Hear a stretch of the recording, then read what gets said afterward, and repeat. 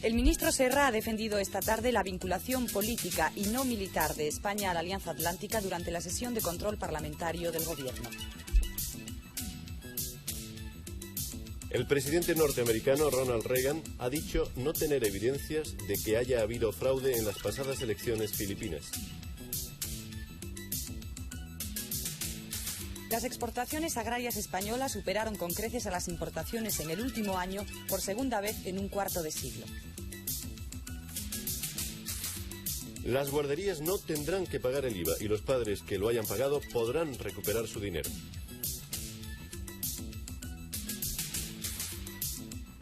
Buenas noches. El Grupo Popular ha dirigido esta tarde en el Congreso diversas preguntas al Gobierno sobre la política de seguridad y sobre la OTAN. Esto va a repetirse todos los miércoles desde hoy hasta la celebración del referéndum sobre la permanencia o no de España en la Alianza Atlántica. El ministro de Defensa, Narcís Serra, que ha respondido a estas preguntas, ha declarado que nuestro país ha decidido mantenerse en los órganos políticos y de decisión de la Alianza Atlántica a través de los representantes del Gobierno y no militares, como ocurre, por ejemplo, en el caso de Francia. Este es ahora el resumen de las preguntas efectuadas por los representantes del Grupo Popular y de las respuestas ofrecidas por el ministro de Defensa. ¿Es criterio del Gobierno que España participe en el grupo de planes nucleares de la OTAN? España participa en el grupo de planes nucleares desde su adhesión a la Alianza Atlántica y es criterio del Gobierno que continúe su participación en este órgano de trabajo. ¿Es criterio del Gobierno que España participe en el Comité de Planes de Defensa de la OTAN?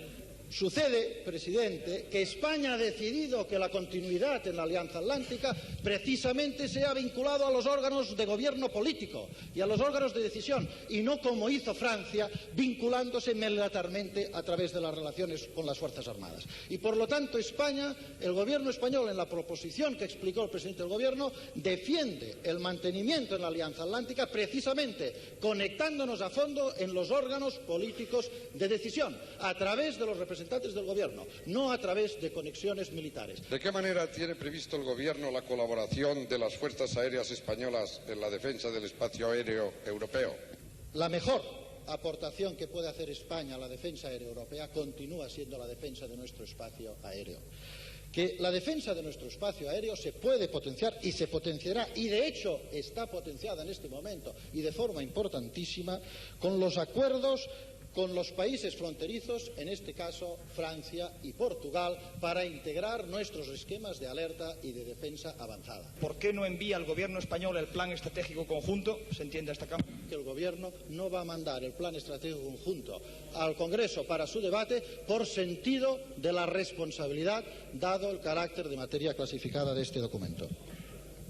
Ningún país europeo, absolutamente ningún país europeo, manda a su Parlamento el Plan Estratégico Conjunto para que sea debatido. Ninguno.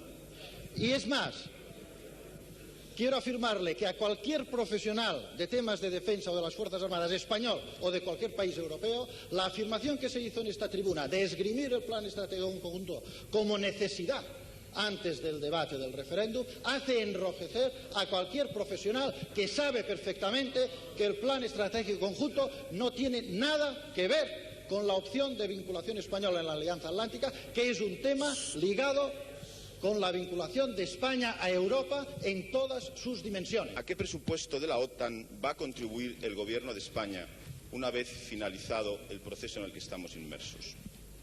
Es evidente que España contribuye y va a seguir contribuyendo al presupuesto civil de la Alianza Atlántica. Ello no excluye que haya otras aportaciones que se discutirán puntualmente en caso de que estas aportaciones redunden en algún programa que sea de interés para la defensa de España. ¿Considera el Gobierno que el Fondo de Infraestructura de la OTAN podría resultar beneficioso para el fortalecimiento de la red española de alerta aérea? Considera el Gobierno que podría resultar beneficioso, pero considera también el Gobierno que es poco probable, que es bastante difícil que en estos momentos los planes de infraestructura de la Alianza Atlántica fortalezcan la red de alerta aérea española. ¿Considera que el Gobierno que el Fondo de Infraestructura de la OTAN podría resultar beneficioso para la mejoría de nuestros puertos?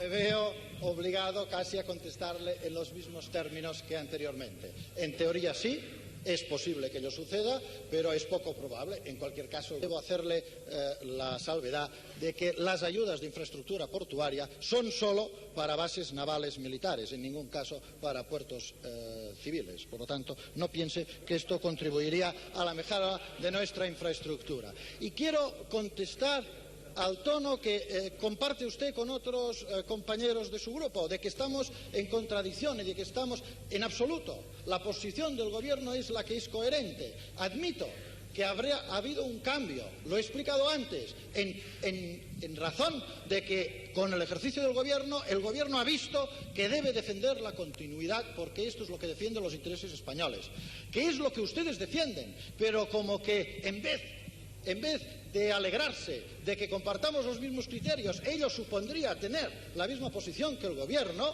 están, como usted mismo ha dicho, están defendiendo la abstención, la marginación del pueblo español en esta decisión. Señor ¿Por ministro, qué? señor ministro. Y aquí, señores,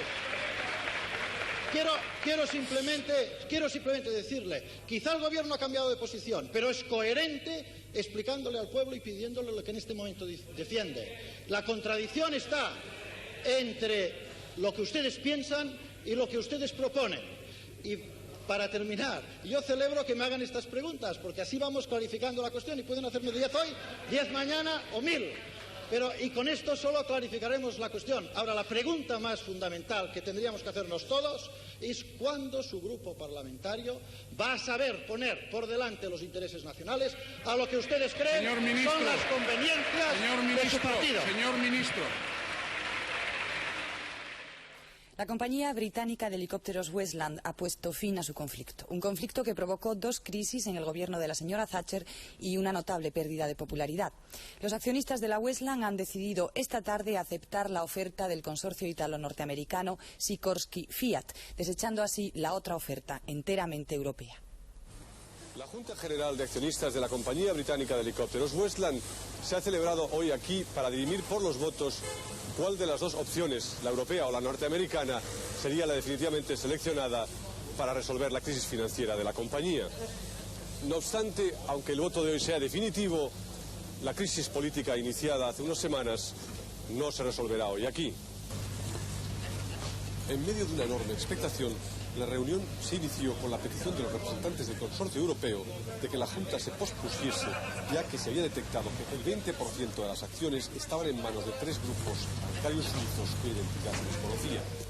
Este porcentaje resulta clave para decidir el voto, ya que el resto de las acciones se reparte entre los partidarios de la opción Sikorsky Fiat con un 36%, el 28% favorable a los europeos y un 16% de votantes independientes indecisos. Tras haber negado el presidente de la Westland, Sir John Cockney, que hubiese relación alguna entre dicho 20% de acciones en manos anónimas y Suiza, se pasó a la votación, que derrotó a la propuesta de aplazamiento. Después de un breve receso, los votos darían la previsible victoria a la propuesta norteamericana, apoyada por la presidencia de Westland y para la que solo se requería la mayoría simple.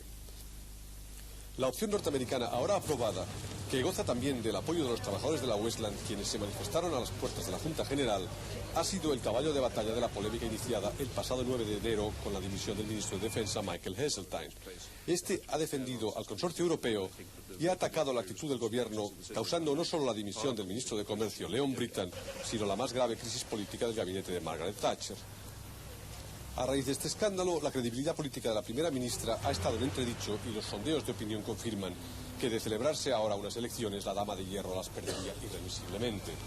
Estados Unidos reconocerá los resultados que el gobierno de Manila proclame finalmente sobre las elecciones filipinas, sea quien fuere el ganador.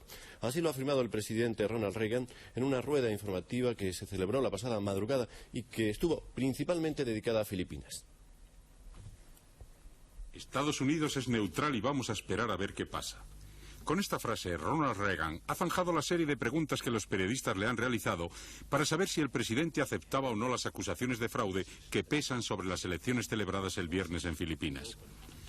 El presidente ha mostrado su preocupación sobre la situación en el archipiélago y ha dicho que no hay nada más importante que las bases norteamericanas allí.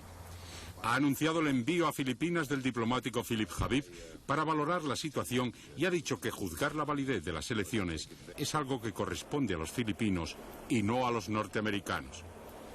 Vamos a intentar mantener nuestras relaciones sea cual sea el gobierno instituido por el deseo de los filipinos, ha dicho Reagan, para quien lo más destacable es que el pueblo desea democracia y se manifiesta por el bipartidismo.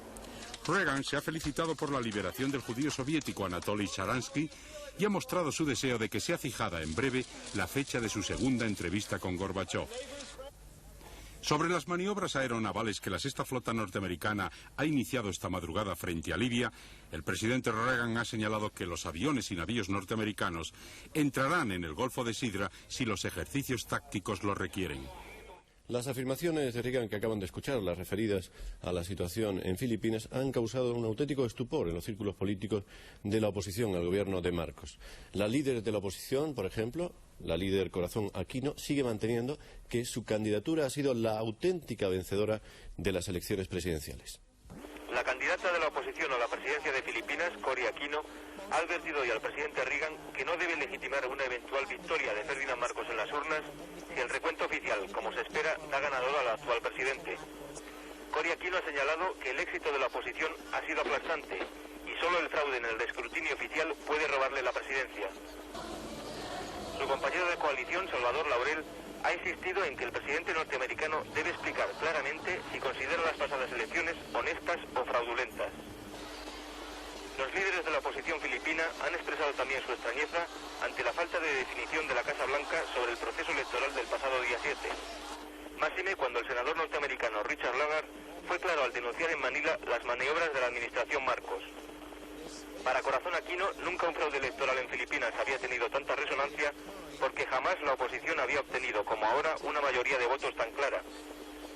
A pesar de todo, nadie duda que el Parlamento, dominado por los partidarios de Marcos, reelija al dictador cuando finalice el interminable conteo. Si ello ocurriera, la Iglesia filipina podría convocar a la desobediencia civil. 50 obispos se reunirán mañana para estudiar esta posibilidad. Según han manifestado públicamente varios prelados, Marcos ha robado la victoria a Cory Aquino. La policía francesa sigue muy de cerca lo que ya se ha dado en llamar la pista iraní, en relación con 4 atentados ocurridos la pasada semana en París. Numerosas detenciones y la identificación de 2 posibles terroristas son los últimos resultados de las investigaciones.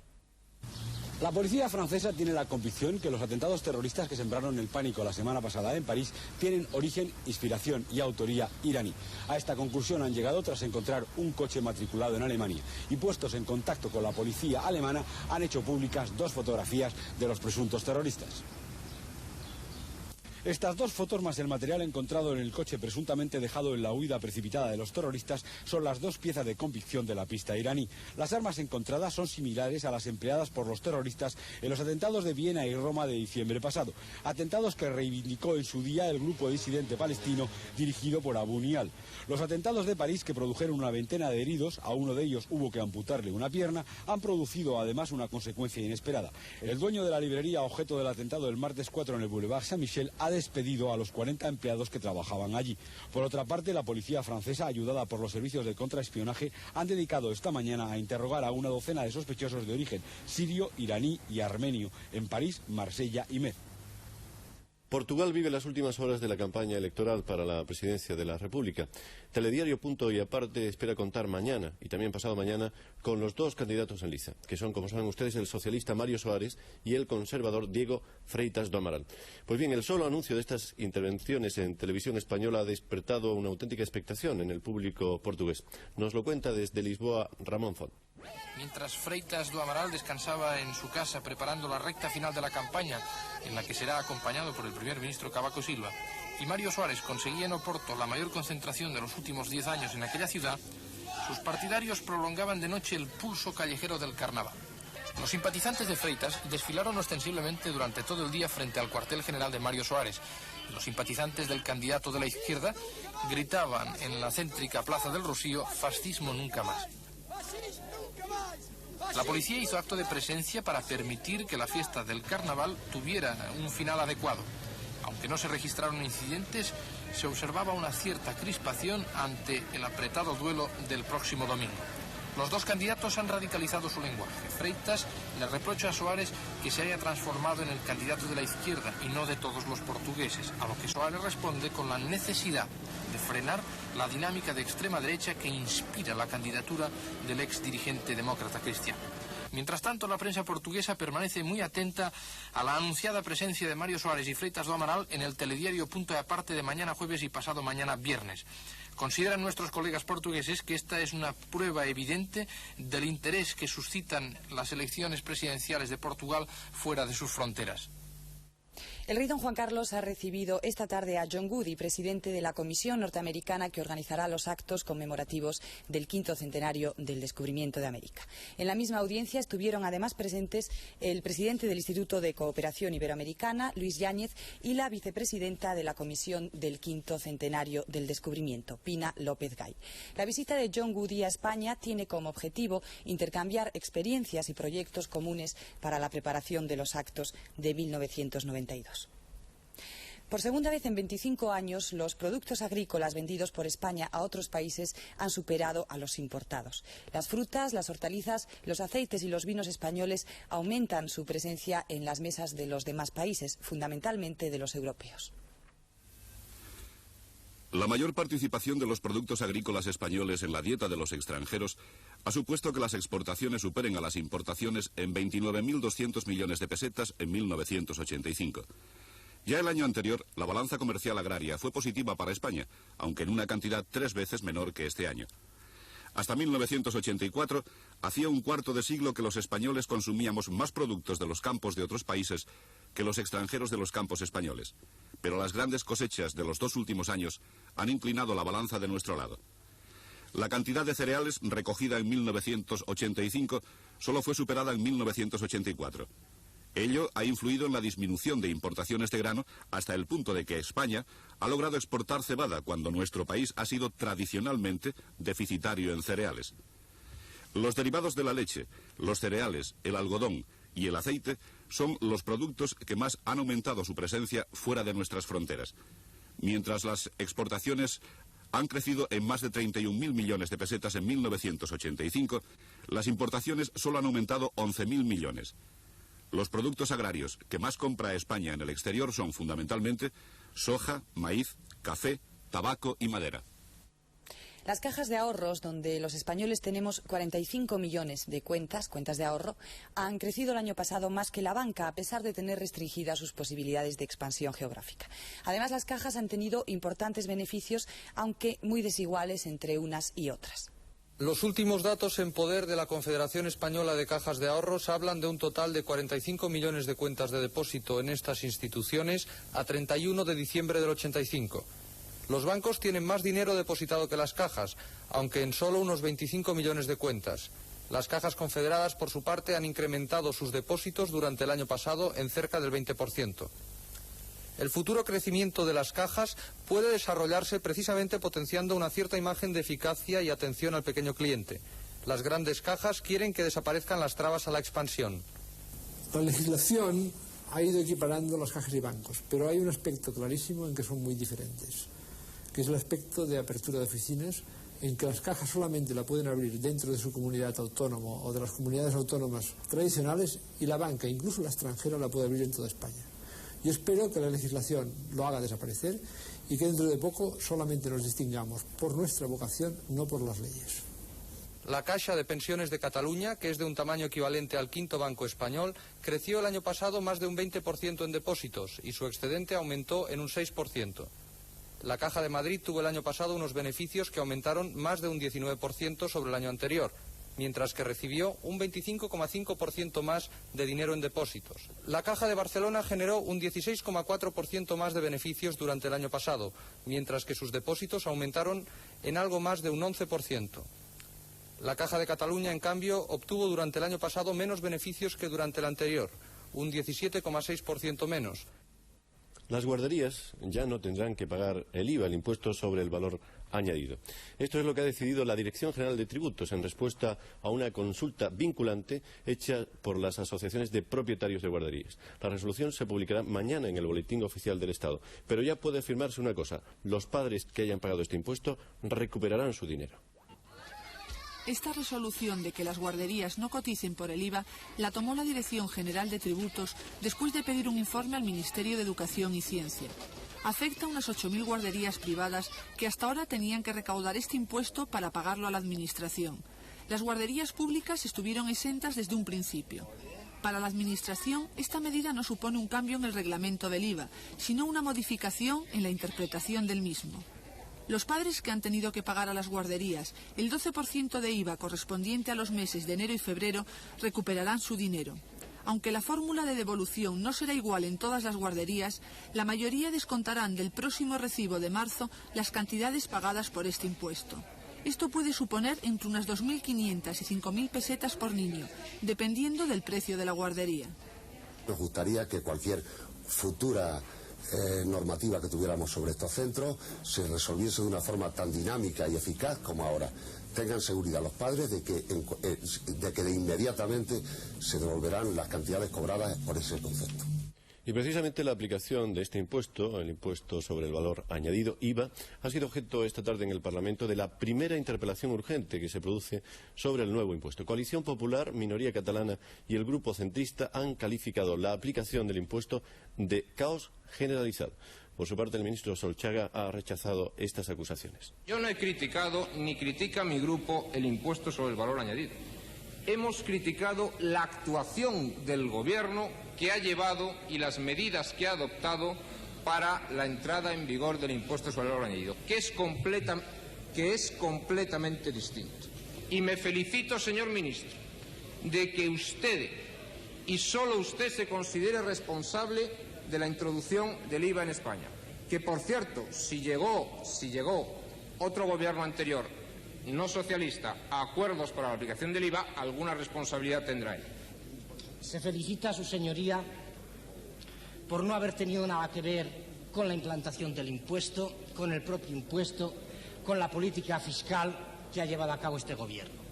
Yo creo que su señoría es modesto y parco en lo que podrían ser sus alegrías. Creo que su señoría puede felicitarse por no haber tenido su grupo nada que ver con nada importante de lo que haya pasado políticamente en los últimos 4 años en España. Si usted fuera un sujeto pasivo en este sistema simplificado y supiera que la evaluación se la van a hacer por el número de empleados, ¿usted el próximo año, señor ministro, contrataría un nuevo empleado? ¿Sí o no? De ahí surge el efecto negativo sobre la contratación, sobre el empleo, señor ministro. Eso hasta yo lo entiendo. El régimen simplificado es improvisado, restrictivo y tosco, porque se aplica solo a los sectores para los que la Administración estaba en posesión de información. Se basa primordialmente en el personal empleado, como se ha dicho, lo que lo convierte en un impuesto sobre el empleo. Yo quiero recordarle a su señoría que el sistema simplificado en cada uno de los casos es el mínimo de lo que pagarían en el caso de que tuvieran un sistema de declaración directa.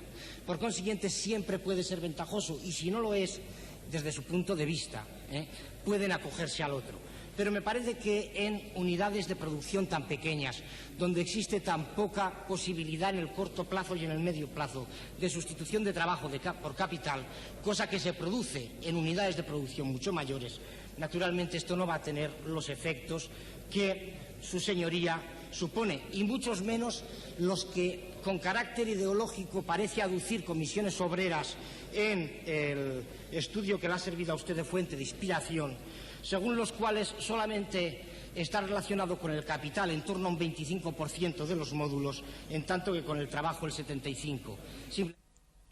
Los estudiantes de las Escuelas Superiores de Ingeniería de Madrid siguen llevando a cabo movilizaciones como protesta contra la Ley de Atribuciones Profesionales de los Arquitectos e Ingenieros Técnicos.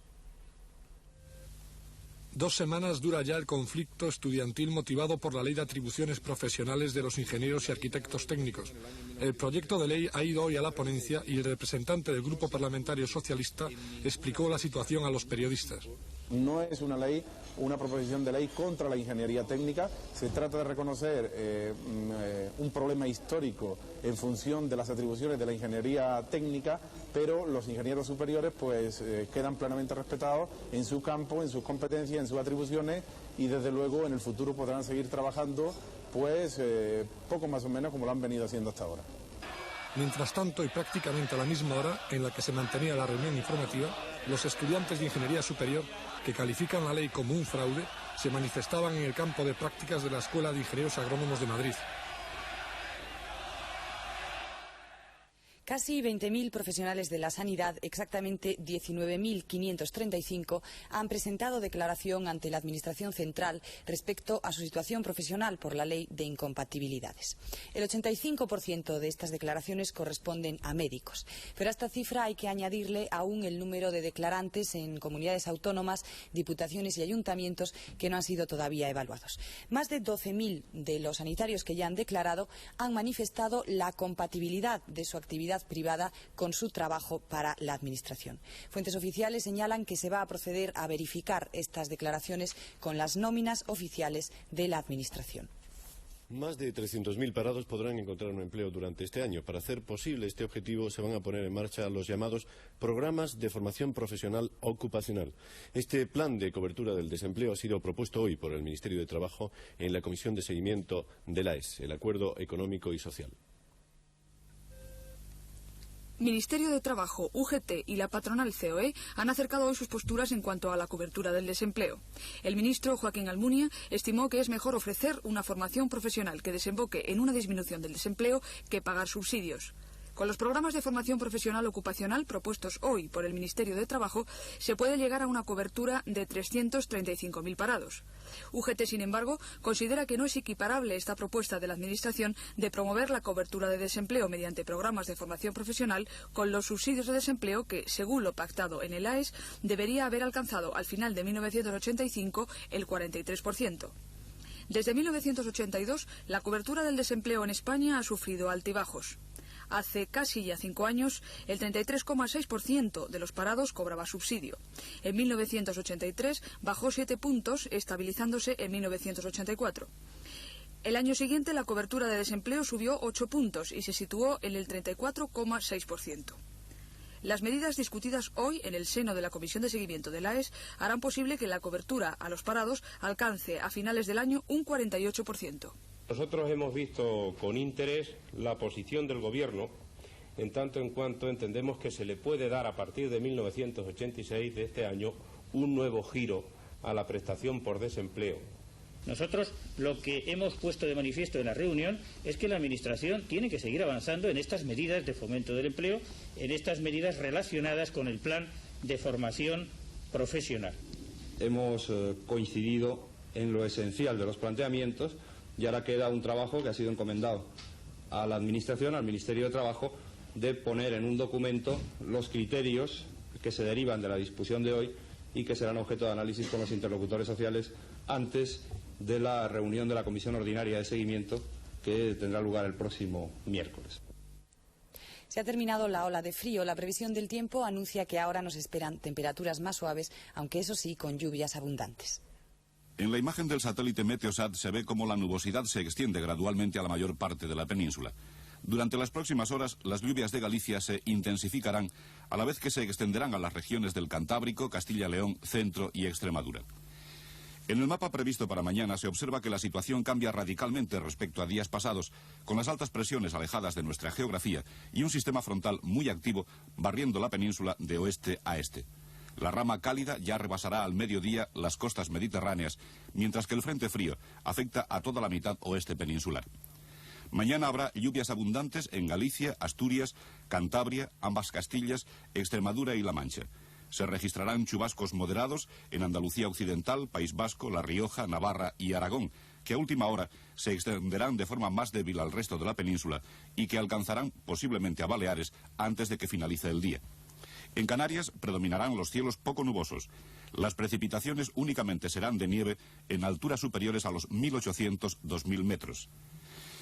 En cuanto a la mar, soplarán vientos flojos del sur en el Cantábrico, vientos moderados del noroeste en Finisterre y de componente oeste en las costas portuguesas y San Vicente, poniente moderado en el Estrecho y vientos moderados de componente sur en el Mediterráneo. En Canarias predominarán los vientos flojos. Las temperaturas nocturnas se suavizarán notablemente y las pocas heladas que se produzcan en puntos del interior peninsular serán de poca importancia. Por el contrario, las temperaturas diurnas tenderán a bajar debido a la nubosidad y a la lluvia. El servicio de Telerruta de la Dirección General de Carreteras comunica que están cerrados los puertos de Leitariegos, Monteviejo, San Glorio y La Bonaigua y que es necesario el uso de cadenas en los puertos de Pontón, Alto de las Portillas y en Valira. Para más información pueden llamar al teléfono de Telerruta 441 72 22 con el prefijo 91 si lo hace desde fuera de Madrid. Una joven mujer que abortó después de haber sido violada por 6 individuos ha sido juzgada hoy en Murcia. Este procesamiento se produce a pesar de que la legislación vigente ya admite la interrupción del embarazo en caso de violación. Los hechos juzgados ocurrieron hace 3 años. Antes de iniciarse la vista, integrantes de la Coordinadora Feminista de la región de Murcia se manifestaron a la puerta de la Audiencia Provincial portando pancartas en las que pedían que no se celebraran más juicios por aborto. Los hechos que se juzgaron esta mañana tuvieron lugar hace 3 años. María del Carmen Olmos, una joven que había sido violada, hecho por el que presentó denuncia en comisaría, decidió abortar al saber que estaba embarazada. Para ello pidió ayuda a una amiga, Carmen Miñano, quien la acompañó a casa de una señora, Isabel Conesa, que fue la encargada de proceder a la interrupción del embarazo. El fiscal, tras tomar declaración a las 3 mujeres encausadas, procedió a la modificación de la calificación provisional del sumario, rebajando a la mitad las penas solicitadas para las procesadas.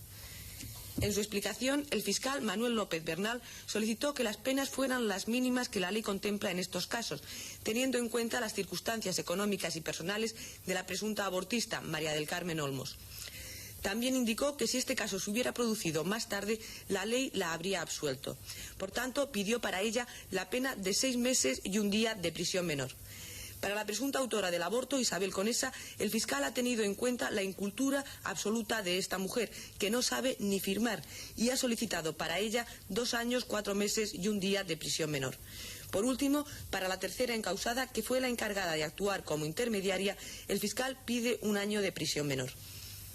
Esta noche se juegan 3 de los 4 partidos de ida de los cuartos de final de la Copa del Rey de Fútbol. En pantalla están viendo los emparejamientos y su horario. Teledeporte les ofrecerá los resúmenes de estos encuentros al término de la tercera edición de Telediario.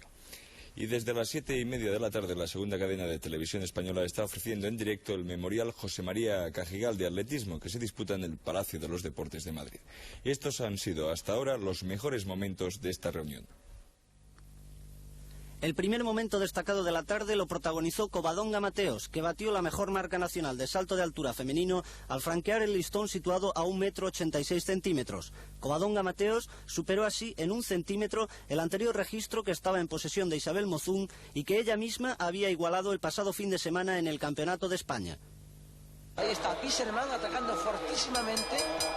Cuando falta una vuelta, Bisserman segundo, tercero Eras, que parece...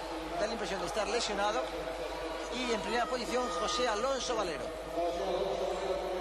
Vamos a ver si era. Ahora va a atacar Ángel Era. La victoria ya de forma irresistible para José Alonso Valero con 47,75, que es la mejor marca nacional de la presente temporada. Antón siempre en primera posición, 12 vueltas para el final de la prueba. Ahí tienen a José Manuel Abascal cerrando este grupo de 9 atletas, bastante estirado y bastante desmenuzado. Un cuarteto en cabeza, Antón que no cede, que está llevando un ritmo bastante elevado. Segundo Carreira, tercero Baminski, cuarto John Robson, Robert Nemeth, el austriaco, que trata de conectar con ese cuarteto, pero ya tiene 10 metros aproximadamente de separación, y José Manuel Abascal, que está quedando descolgado de los siguientes 4 hombres. Entre Abascal, que es el último, y Jaime López de Gea, que le precede, hay aproximadamente 4 metros, con tendencia a ensancharse esa separación. 10 vueltas en este paso por línea de meta, 10 vueltas todavía a la pista, con Antón en cabeza, seguido de Carreira, tercero Maminski, cuarto John Robson. Ahora se ha abierto Abel Antón para ceder paso a Carreira. La prueba ha decrecido de ritmo y eso va a permitir que se produzca la conexión. En este momento acaba de abandonar José Manuel Abascal. Telediario Punto y Aparte va a ocuparse esta noche de la mafia. Como saben ustedes, en Palermo, en Sicilia, está celebrándose el mayor juicio de la historia contra esta organización. Allí, en Palermo, esta noche está Fernando Dalla Chiesa, hijo de un general de los Carabineros asesinado y que forma parte de la acusación civil en este juicio. Nada más. Gracias por su atención y buenas noches.